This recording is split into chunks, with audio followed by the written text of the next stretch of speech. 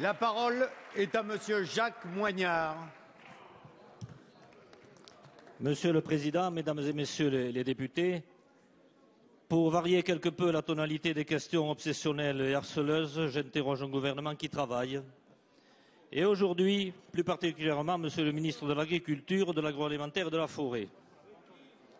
Monsieur le ministre, quelques jours après la remise du dernier rapport du Conseil d'orientation des retraites, qui préconise des réformes afin de réduire les inégalités face à la retraite, il convient de rappeler la paupérisation grandissante des retraités agricoles.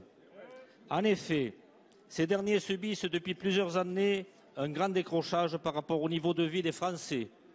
Le montant de leur retraite reste largement inférieur au seuil de pauvreté, 959 €, puisqu'il atteint en moyenne pour un chef d'exploitation justifiant d'une carrière complète le seuil critique des 700 € par mois et des 500 € pour son conjoint, ce qui contraint la moitié d'entre eux à cumuler emploi et retraite, parfois au-delà de 75 ans.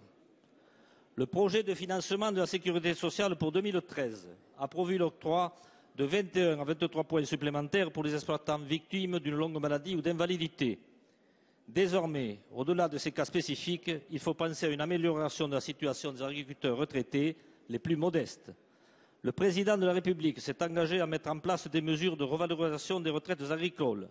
Un plan sur 5 ans comportant 6 mesures phares, parmi lesquelles figure l'octroi d'une retraite décente, égale à celle des retraités du régime général et l'extension du régime des retraites complémentaires aux conjoints et aux aides familiaux, est avancé. Pouvez-vous nous indiquer, Monsieur le ministre, l'agenda que le gouvernement entend mettre en œuvre pour réaliser ce plan quinquennal afin d'aboutir à une réelle et juste revalorisation des retraites agricoles?